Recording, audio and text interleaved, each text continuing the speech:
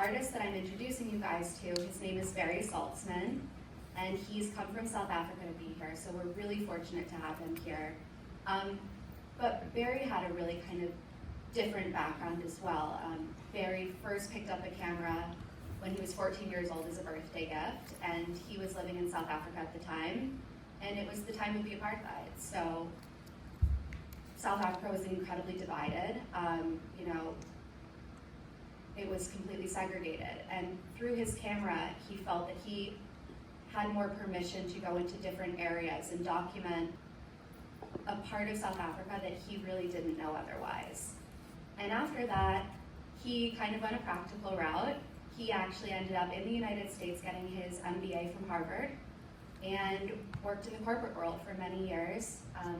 And he'll talk about it as well, but it just wasn't as fulfilling to him. So he was working as a managing director at Google and felt a call back to the arts. So at 49 years old, Barry went back. He went to SVA and studied photography and film and mixed media, and he got his MFA at 52?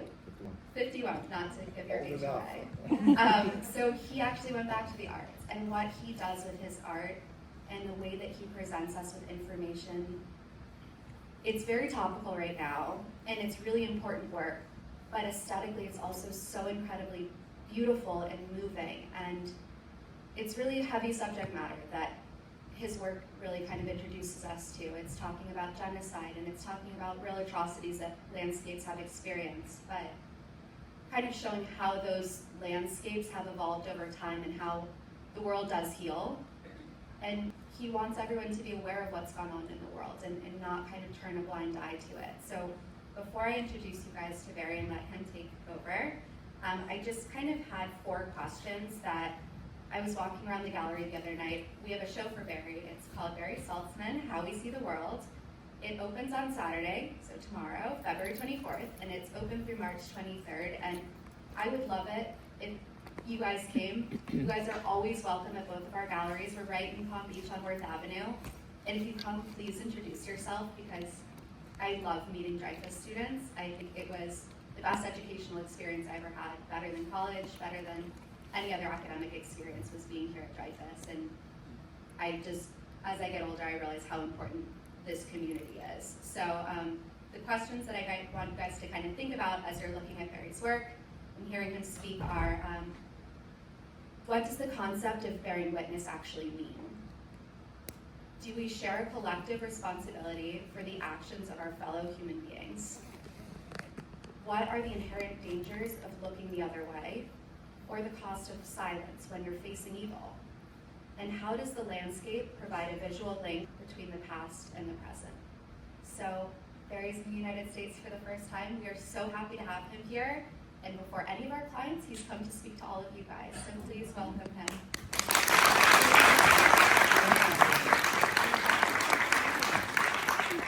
Hi there, everybody. Good afternoon. Firstly, Jay, thanks. I feel like you should just do the whole speech. What do you think? You can talk about the work as well as I can, or even better. So I want to thank you all very much for coming, for having me here today. When I was walking through the hallways, I was reminded of my time in high school and my involvement running the school photographic society. And that's really when I fell in love with photography. And along the way, through my schooling as an adult, I've continued to go and hear artist talks at every opportunity. And many, many artists have inspired me along the way. And I always wanted to be, excuse me, the kind of artist who inspired other students. So I thank you for the opportunity. I sincerely hope that I'm able to do for you what many have done for me. I am very conscious that it's Friday afternoon. If you're anything like I was as a student, all you're thinking about is the weekend. And here's this guy who's going to make you focus on some pretty challenging subject material. So please stay with me. I will answer any questions you have afterwards. So just a little bit of background. I had this absolute passion for photography. But when I was a kid, I had no idea that it could lead to a career path as an artist. In fact, the only photography I knew about as a kid was the guy who was the wedding photographer. And I knew that that was not what I wanted to do. So for 30 years, I pursued a career which was super practical, but I didn't love. I was not passionate about it.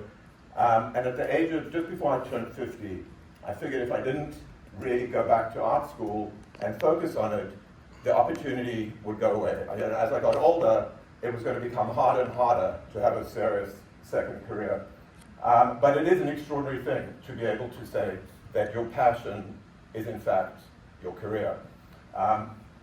So I started, as Jay said, as a young student during apartheid in South Africa.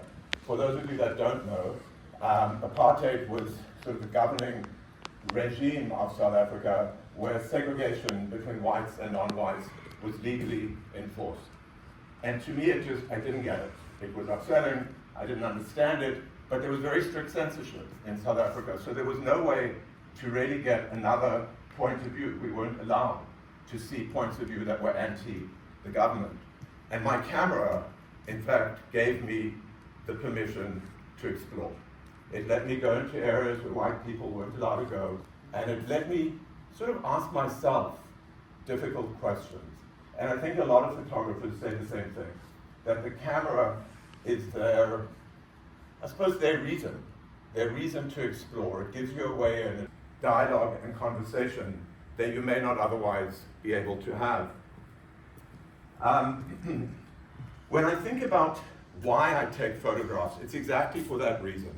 It's to satisfy a curiosity, it's to ask myself questions, and to engage in the process of trying to answer those questions for myself. And I think you'll see a little bit of what I mean when I show you the project we're going to talk about today.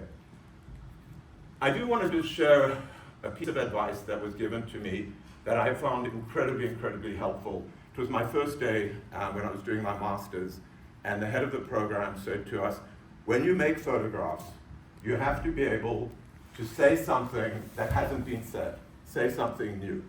And I thought, well, I'm not nearly smart enough to do that. It's difficult, particularly with the internet, right, where every point of view is out there for the world to see.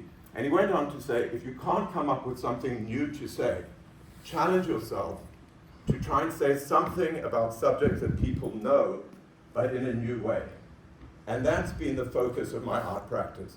Everybody thinks they know about the Holocaust. Everyone thinks they understand genocide. And I felt so strongly about the subject that I wanted to find a new way to look at information that people think they know. So we'll talk a little about that. I do have a very intense research-driven practice. I'm going to talk today about what works for me. But I want to be absolutely clear that every artist has their own practice. What works for me may not work for you. But over time, as you listen to artists talk, as you do your research, you'll find the path that works for you. Mine is very, very research-driven. I'll sometimes spend 2 years researching before I go and shoot. I'm very conscious of the other artists that I reference in my work, academics who've influenced me, and we'll talk a little about some of those. So to kick off, I wanted to share with you just a 2-minute clip from a video I did for my MFA thesis. My mother's family was directly impacted by the Holocaust. And for my thesis, I wanted to start understanding my maternal heritage. And so I spoke to a lot of people who came from this little island in the Mediterranean called Rhodes Island, where my mom's family was from. And in 1944, 1,673 people from that island were deported to Auschwitz. 6 months later, only 150 were still alive when Auschwitz was liberated. So I'm going to show you a little clip, and then we'll go from there.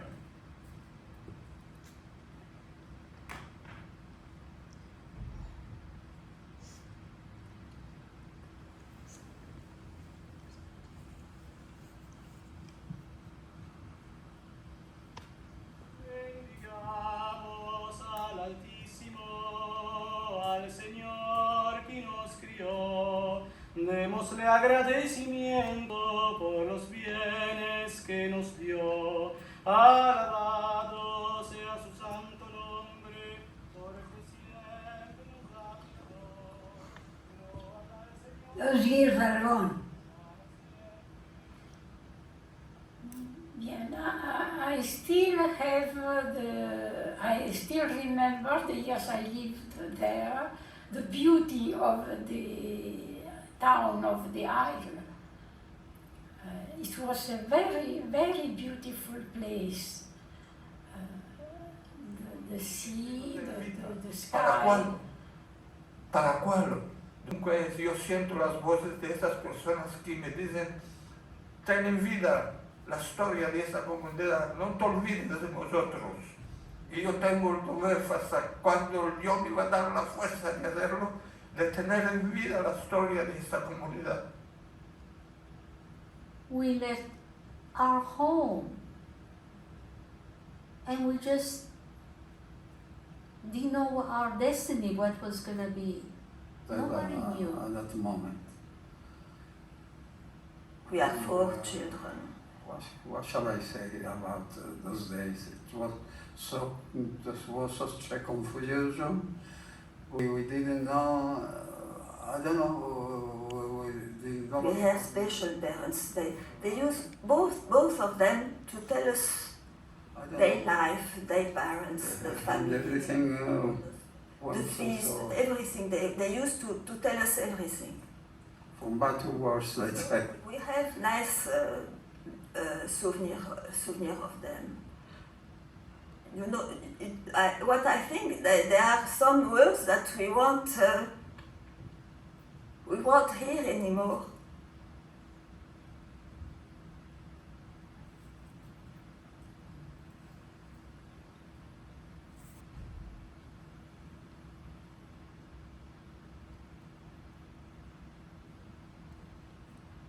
So, in that work, every time someone said Auschwitz, Nazi, Hitler, Holocaust, I deleted those words out of it. I edited it out.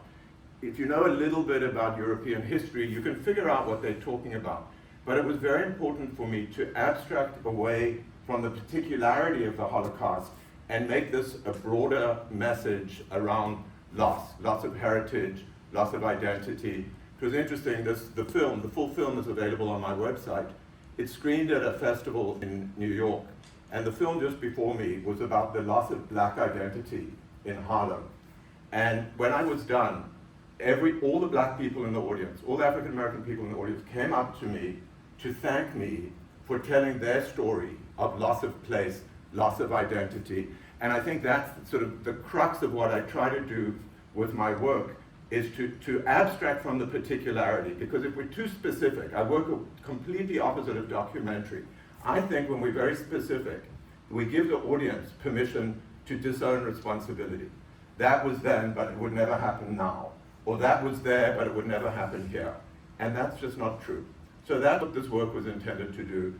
And when I would have audiences like this at film festivals, people would sort of say to me, almost with this like Holocaust fatigue, like, Barry, we know the story. Maybe we don't know that lady, but we know the story. And when we think we know the story, this is the kind of thing we're used to seeing. It's just a Google image search on Holocaust. And you see people dying, really thin people, skeletons, and it's really about this sort of bleak loss. And I would say to people, if you think you know that story so well, help me understand why we collectively have done it at least 12 times since World War II. And everybody said, never again, never again. We did it again and again and again. And similar themes are playing out right now. So it's this idea of the recurrence that I became very interested in. If we know these stories so well, how do we explain repeating them again and again and again? And so what I did is I decided at there and then that I was never going to stop trying in my art practice to better understand these issues, and specifically to understand what it is about us collectively as we bear witness that enables perpetrators of these heinous crimes to continue to repeat them again and again and again. So I became interested in the idea of recurrence. as opposed to specifically the Holocaust or the genocide in Rwanda or in Bosnia. The idea of the recurrence was important to me, and also, as far as I know, no other artist had really dealt with this idea of recurrence, whereas many artists have dealt with each one of these separate genocides. So it was a way for me to try and have a different way into subject matter that people think they know. So the idea that sort of became the anchor for the work you're about to see is the idea of this landscape as metaphor. So, I think of this idea as the landscape as this metaphor for humanity, because like us, the landscape sees everything. Like us, it does nothing. It witnesses, but it doesn't take action. And in fact, if you take the metaphor further, you can imagine the landscape almost becomes complicit in the recurrence, because the trees shed their leaves, they cover up the evidence, but also, very importantly, the landscape replenishes, it grows, it rejuvenates. And so for me, the metaphor is very beautiful because it is about our responsibility as witness, but it also talks about a hope for the future, with regrowth, rejuvenation, rebirth. And so that's what my work is all about. I just wanted to point out here the importance of doing research. So there's a Dutch painter called Armando, and he came up with this concept in his work that also deals with sort of the Holocaust, but he came up with this concept of the guilty forest, where he basically says the forest is guilty because it could see everything, and in fact goes further, and he says the trees on the outside of the forest are more guilty than the trees on the inside, because they could see more. So I just use that as an example because for me, the research I do into my work really drives my practice, and it was his writing about this idea of the guilty forest that led me to the idea of the landscape as metaphor.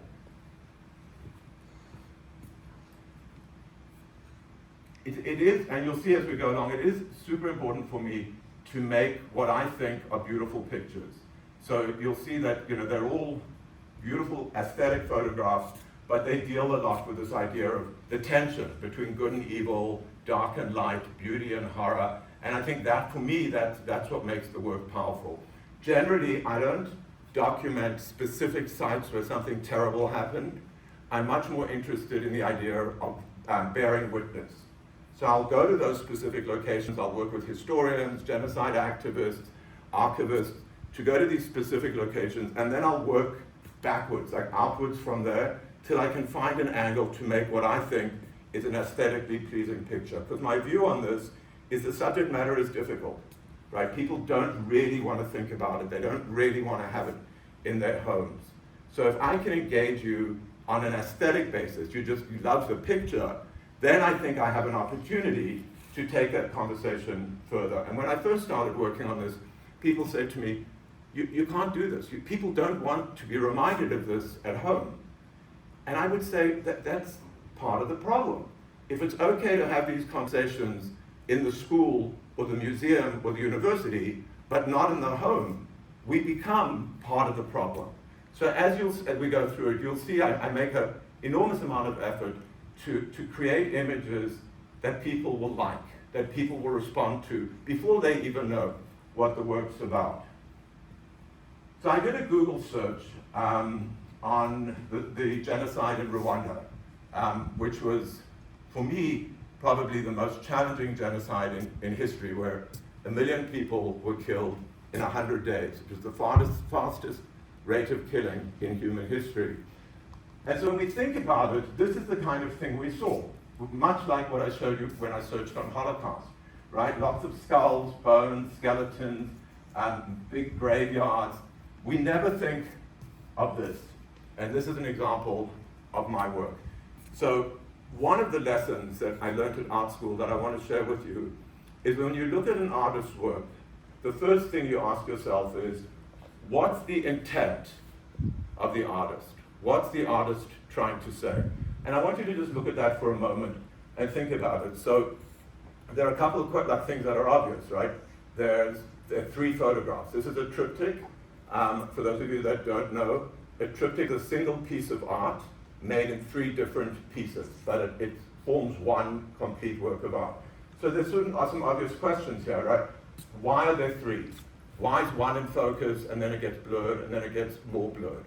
And what this one work sort of tells the story of my whole practice. The title of the work is A Ravaged Land Healing. And what I try to talk to there is sort of normalcy, steady state, some turmoil, complete chaos. And the thing that I love about this work is you can switch the order around. You can put the first one third and the third one first, and people will always say, you know, why do you pick that order? For me, I picked the order because it was a little intuitive, but it does sort of beg the question, you know, what happens when you get here? Do we go back to a peaceful, normal existence? Does the chaos get worse? Does the cycle continue? And these are the sorts of things that I want people to think about. So what I'm going to do is talk to you about the genocides that I've worked on, and I'm going to go through them in the order that I shot them, because you'll see how my sort of thought process and my creative style has evolved. So there are, depending on what your sources are, there are at least a dozen genocides that have happened post-World War II, and over 20 that occurred in the 20th century. I've started on 4. The first one was this is the order, chronological order, not the order in which I did the work. The first one was Namibia, which was in the very beginning of the 20th century, which we'll look at. The Holocaust, many of you know about. Rwanda, I just talked about. And the very last one of the 20th century, there will be more sadly, was the genocide in Srebrenica. And it's particularly upsetting because in 1994, 1 million people were killed in 100 days, and the whole world again said never again, never again. And a year later, right in the middle of Central Europe, we did it again, and the world turned a blind eye. So these are the 4 we're going to talk about. The Holocaust was the first one I worked on. It was sort of an extension of my MFA thesis work that we talked about. And when you look at this work, the same I said to you earlier, what's the artist's intent? So you look at that, the thing that's immediately obvious is that it's a series of grids. The next thing is one's black and one's white, or one's very dark and one's very, very light. So you sort of ask yourself, why? What's Barry trying to say with this? And the grid structure is sort of a formal organizing structure that's used quite a lot in contemporary photography, and it's used for different reasons. I use it here because I want to talk to this idea of sort of recurrence, of repetition. I want to try and bring some order to the chaos. But very importantly, in these works, you can see I'm moving my camera from left to right as I travel across the landscape. I made these works on the last mile of train track into a concentration camp. And it was this idea of sort of the last views of freedom the prisoners had as the landscape witnessed the prisoners going to their death. That's sort of the metaphoric idea. Obviously, I did these pictures many, many, many, many years after these terrible events happened. But when you take a photograph and you move left to right, our eye goes left to right. So if you're moving left to right, I feel like you're giving the audience permission to enter and leave, and then you've lost the audience. So in order to stop that from happening, I try to work with these grids. So your eye travels left to right, but you go from here to here to here. So I'm keeping you in the image, as opposed to a single image of left to right motion. You don't stay in for very long. And I'll point out the contrasting style in a moment. So that was just another example how I continue when I'm working with horizontal movement. I continue to work in sequence so that we can keep the attention of the audience.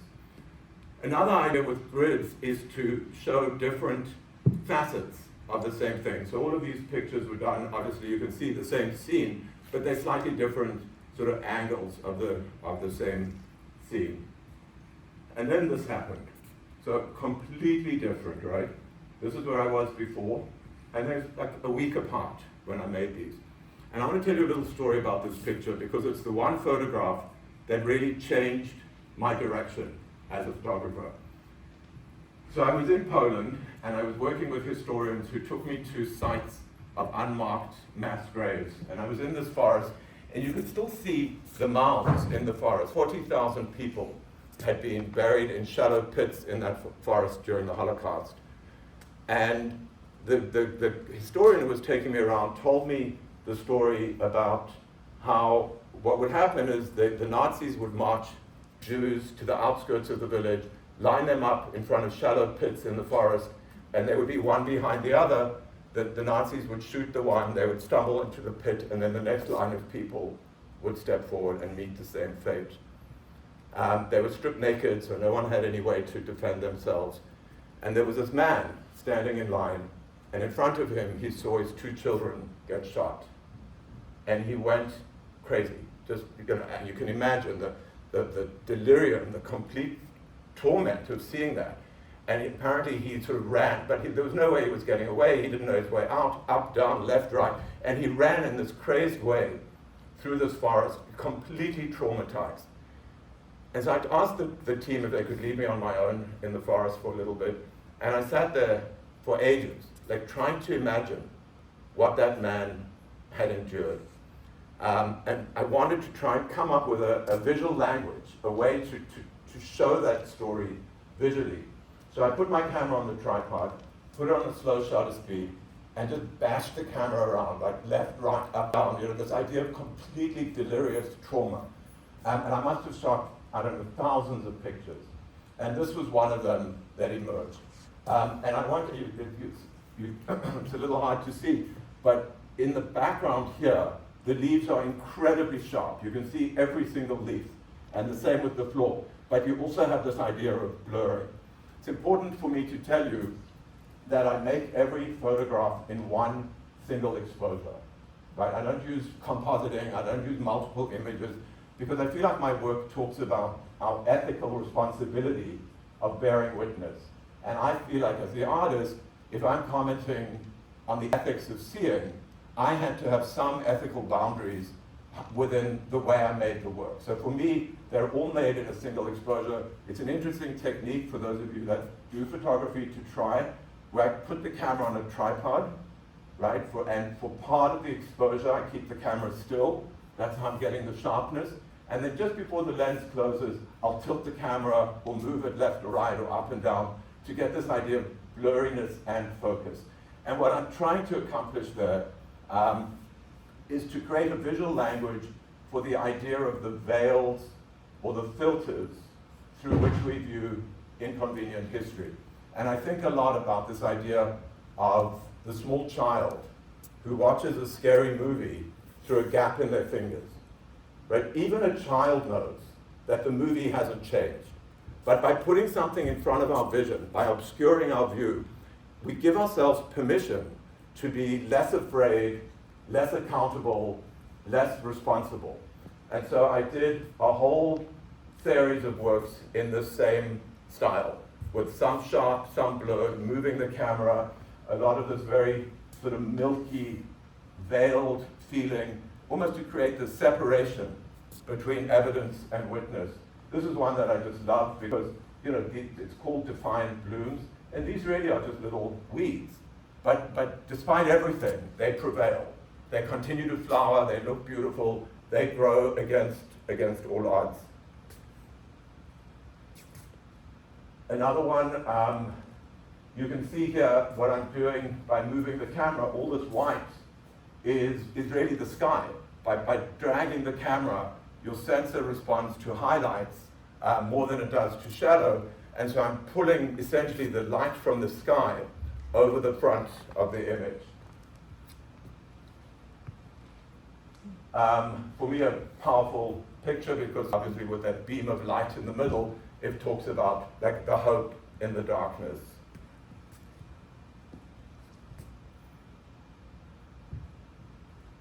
Again, like a super calming image that talks to this tension between the beauty of place and the trauma of what happened in that place. And then you get completely caught by surprise sometimes, right? I told you I spent 2 years researching, I plan methodically, I know exactly where I'm going, I work with historians and archivists. So I was in Rwanda shooting the landscapes that you just saw. And while I was there, a news story broke. This was in 2018. A news story broke that a new mass grave had just been discovered from quite close to where I was doing my landscapes. This was now 24 years after the genocide, and they were still discovering mass graves. So I said to the team I was with, I wanted to go and see it, not to shoot it. In the same way I went to see Auschwitz to educate myself, but I didn't shoot there. But I wanted to go and see this place to inform my practice, to better understand what had happened on that land. And it was just the most extraordinarily upsetting experience. They were bringing out kids' clothing from the ground. The two guys I was with were in tears, two volunteers. They were from the Kigali Genocide Memorial. They had both identified where their parents had been killed by the parents' clothes that came out of a mass grave because the bodies were so badly mutilated. So they were traumatized. We were in tears. And it was really the first time, maybe ever, that I felt like as an artist, I couldn't walk away. I couldn't just take a few pictures with my phone. I had to do something. And what I did is I started on this project where I took garments of clothing, laid them out one by one on the ground, cleaned them off, and tried to restore like a semblance of humanity to these people, a little dignity to these people who had died in the most undignified way. But you can see, I mean, I think they eventually found 84,000 people's remains in this mass grave. So if each people had on 8 or 9 garments, shoes, socks, underwear, pants, so there were hundreds and thousands of garments there. And I started shooting them, and the guys I was with, who were supporting me, were in tears. And I just wanted to stop. But I felt like I had to go through this. And so these are just some examples. And you'll see, for example, I mean, it's too far for you to read, but each one has a text in the first person. And I think of them as portraits. I think of them as portraits of victims as opposed to still lives of objects. And the text in the first person is my way to try and let you feel like you're looking at a person as well. So it says, I was wearing my favorite shoes, but one got lost. I was wearing green underpants. So my question for you is, when you come across something like this, where do you start and where do you stop? You know, is that one picture of the shoe enough to tell the whole story? Because then I started feeling guilty that I wasn't capturing every item of clothing. But I also was conscious of the emotional trauma it was having on the people who were supporting me. And I was reminded of the story that a survivor had told me a few days before, how she had survived by pretending to be dead, lying under a pile of bodies. And she heard the murderers, the perpetrators, say one to the other, I just need one more and I'll have 100. And I just thought, if this woman could endure that, to hear humanity reduced to these crass numbers, and she could get through it and survive, I felt like I could stay present to make 100 photographs as a tribute to her story. So this project is 100 portraits of victims of the genocide in Rwanda. The one on the left, I was wearing my doggy backpack. We can all imagine this child. You have no idea, none of us have any idea what 1 million dead people is like. I don't even think we can imagine what 1,000 dead people is like. But we can really, really imagine this little kid with a doggy backpack. He had friends, parents, grandparents, aunts, uncles, just like us. And that's what I really wanted to do, is humanize these people. So the last one, you'll see it's got nothing in the square, because I felt like I couldn't get to every item of clothing, and I wanted to sort of remind us that these issues are endless. And so the last one, instead of saying I was wearing, is just a plain gray square, and it says we were. So I want to share with you a short video that I posted on Instagram. The first time this work was scheduled to be shown publicly, the exhibition shut down before it opened because of COVID. That was a couple of years ago. It is being shown in full in the Netherlands this year. Importantly for you to know, this year marks the 30th anniversary of the genocide in Rwanda. And I just want to show you this little video that I put together for Instagram.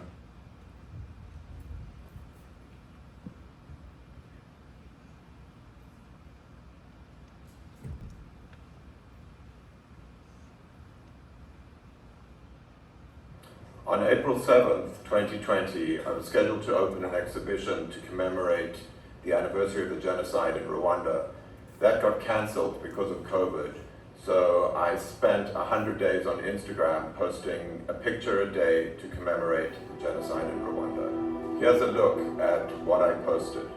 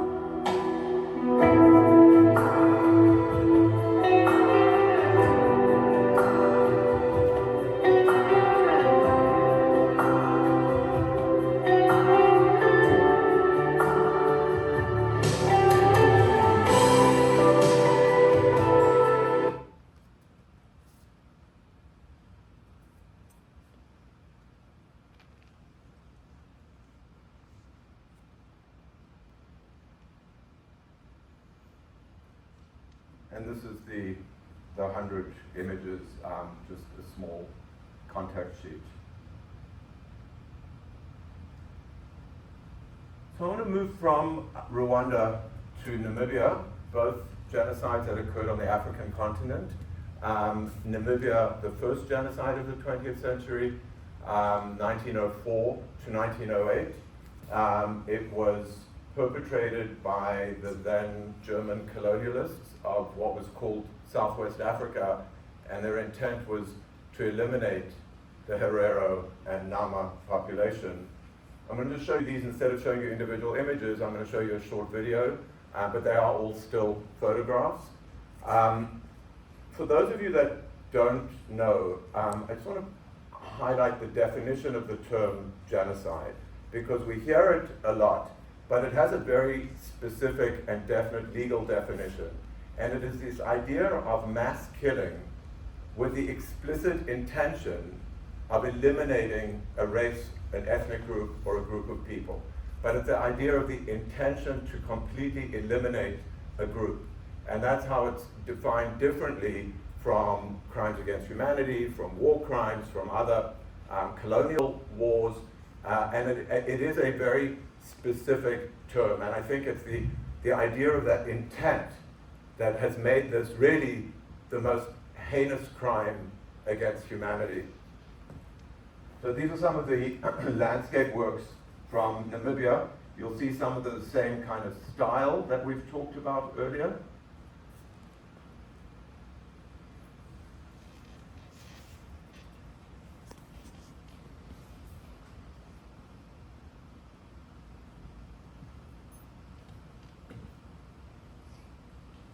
For the last decade, my art practice has dealt with the recurrence of genocide and specifically the public fatigue around the genocide narrative. Through that fatigue, I believe that we, society, have become complicit in enabling perpetrators of genocide to continue this ultimate crime against humanity. Through my work, I try and use the concept of filters and veils to look at specific sites where acts of genocide have been perpetrated. I've spent some time in Namibia, where the first genocide of the 20th century happened, and that was between 1904 and 1908, where the then German occupiers of what was Southwest Africa attempted to completely annihilate the Herero and Nama populations.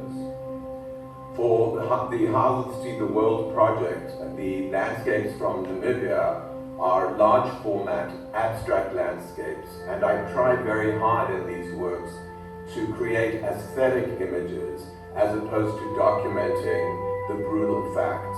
The reason for that is by creating these aesthetic images, I hope I create a space for you, the viewer, to interpret the images in your own way.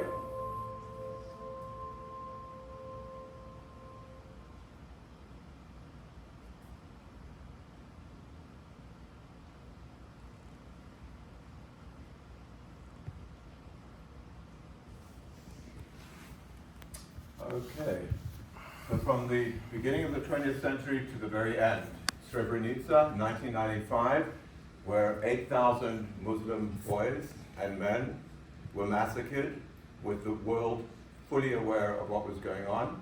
There are some extraordinary historians who've written about the history of genocide.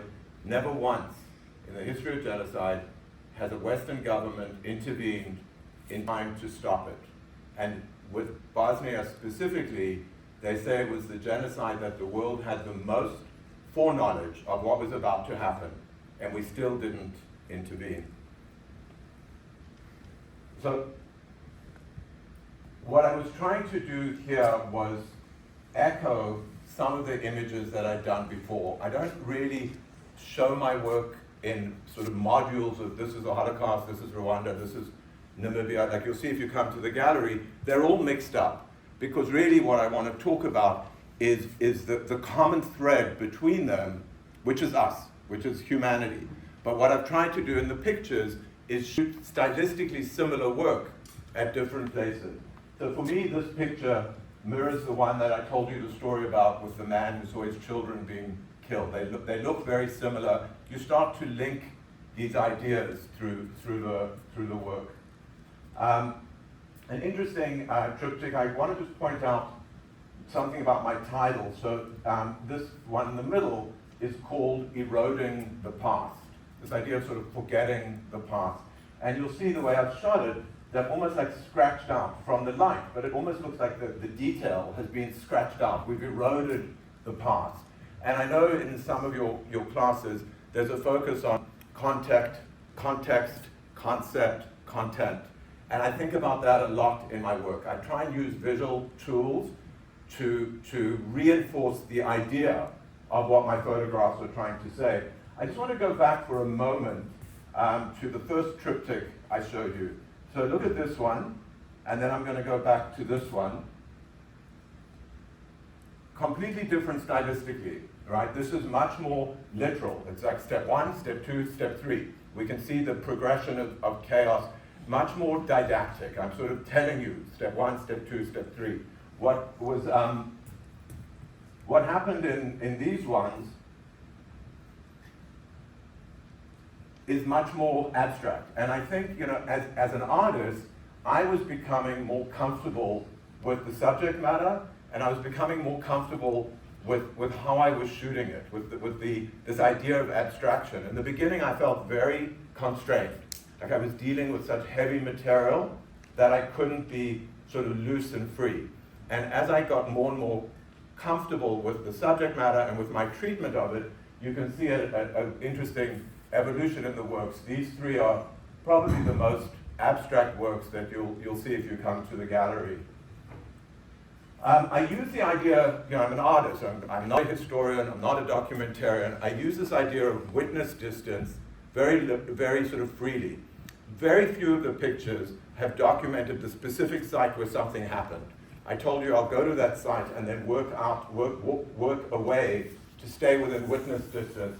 And this is a great example. Nothing happened here, but the river that you see, it ends in a lake, but the water that fills that lake runs through the town of Srebrenica. So the idea is that the water witnessed, and it ended up in the lake. So the idea is just the symbolism. My titles are super important to me. I spend a lot of time, I do a lot of research in literature. I take a lot of my titles from writing on the subject matter. This piece is called The Quiet Valley, and this one is called The Quiet Valley Filled with Sound. A poppy field just outside of Srebrenica. For me, I think one of the more meaningful pictures because the poppy became the symbol of life and hope for the soldiers in the trenches during World War I. World War I was a terribly bleak war. A lot of the combat happened hand to hand, and in these muddy fields covered with death where the World War I took place, the poppy would spring up, and there would be these pops of life and color. And when I saw this poppy field outside of Srebrenica, I really, really wanted to shoot it. You can see my technique quite clearly here. You can see how I've moved the camera. So you can see the mountain line in the background. As I move the camera, this darker line is that same mountain line that I've just shifted downwards by moving the camera.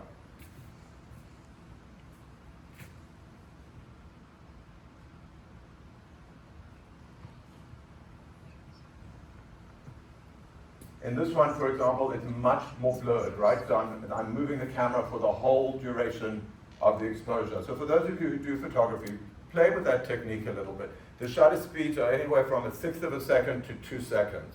And if you keep your camera on a tripod and then move it for part of the exposure, you'll start to get some really interesting effects of part of your image being sharp and part of them being blurred. I love this one. It's a very subtle image, but it shows my technique. So it's some weeds, basically, just in a forest.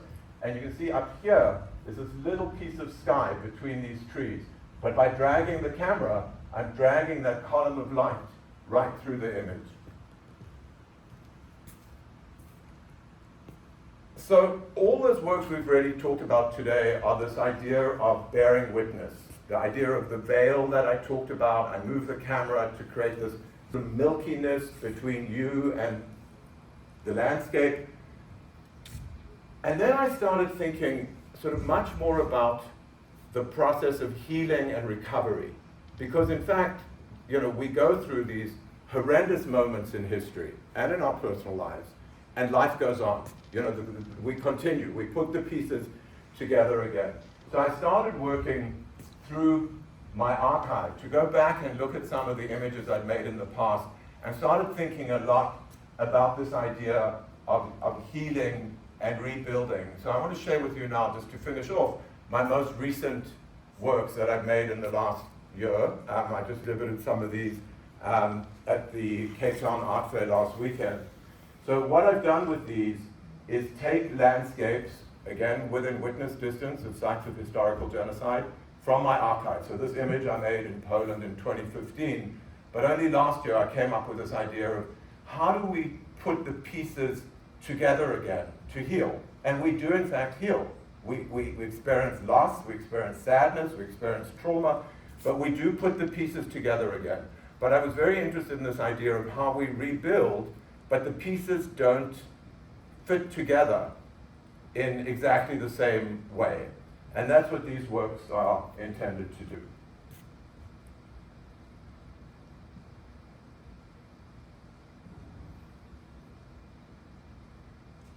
This is a really interesting example of the idea of bearing witness. So these are the sand dunes of Swakopmund in Namibia. Nothing happened on the sand dunes, but if you stand on the sand dunes, you look over the site of the first concentration camp that was ever established in modern history. So it was the title of this is Witness and Sentinel, but for me it really talks beautifully and poetically to the idea of witness. And then this one I just want to tell you a little about. For me, it's a really important picture. It is one of the rare cases where I've actually documented the specific site where something terrible happened. On this tree, between 1904 and 1908, hundreds of Herero people were hanged by the German occupiers of Southwest Africa. And 100 years later, 110 years later, I was there, and the Herero people had turned this into sacred, hallowed ground. There's a very simple little wooden fence around it so people don't go and play on the tree or climb on the tree. And it was a sacred ground. They would go to pay respects to their ancestors who had perished in the genocide. And we went there and everybody was incredibly respectful, and I took some photographs. And 2 months after I took the pictures, I got word that the tree had fallen down, almost under the weight of time and the burden of of memory. So this is a featured piece in my body of work. It's the biggest piece I've ever made. It's about 2 meters. Someone can tell me what that is in feet and inches. But it was really a tribute to the Herero people and their heritage. So that's all I wanted to show you. Just to summarize, I just want to share a few of the lessons again, remind you of the lessons that have been important to me, and if even one of them stays with you, I'll be completely thrilled. The most important thing with photography is shooting the light. And you can see here, that's what makes this picture work, is the way the light is hitting the tree. Someone once told me if you're going to shoot landscape photography, you only need 2 things, an alarm clock and a tripod. And it's really about looking for the light. The word photography means drawing with light. That's where the term comes from. And as you pick up a camera, look less for the subject and more for the light. If light's hitting an ordinary subject in an interesting way, you're going to get a beautiful photograph. For me, I said the idea of referencing and researching is super important. I have a handful of academics and a handful of artists who've completely inspired my practice. I would never have come up with these ideas were it not for my research. So I really encourage you to look at artists whose work you admire, to understand what they're doing. There's an artist who I most admire. His name's Alfredo Jar. He's collected in every major museum around the world, and he's incredibly research-driven in his practice. He also is one of the most highly sought-after teachers of graduate art school. Like students line up for his classes. They're always oversubscribed. And I was talking to him because he'd also worked in Rwanda, and he was telling me when he teaches art students for the entire semester until the last 2 weeks, he does not let his students make anything. Not a sketch, not a drawing, not a photograph, not a sculpture, nothing. All he'll look at is their writing. And once their ideas have been more formalized and crystallized, then he'll let them, in the last 2 weeks, go and try and make something. And I thought that was, for me, a really, really interesting approach. You're all going to hate me if your teachers make you do this next semester, but it helps me a lot in my work. We talked about the idea with coming up with something new, which is super hard. I'm not smart enough to do it. But think about new ways to approach subjects that people think they know. I know you've been taught a lot about this idea of integrating concept, content, context. For me, I never use a visual tool that doesn't reinforce what I'm trying to say with the work. If there's blur, there's a reason there's blur. If it's black and white, there's a reason it's black and white. And I think important for me to work with intent, because I always look at an artist's work and say, what's that artist trying to tell me? And I try and work in the same way to put intent out there so that it asks the question of people looking at my work, what is Barry trying to say with this? So on that note, the show opens tomorrow at Holden Lutz. We're doing an artist talk in the morning, and it'll be up for a month. So seeing the pictures in real life is very different from seeing them on a screen. So I hope a lot of you will make it to the gallery. I wanted to thank the gallery for giving me this amazing opportunity. I'm super, super happy to be here. And now I think we have like 15 or 20 minutes if anyone has any questions, anything is fair game.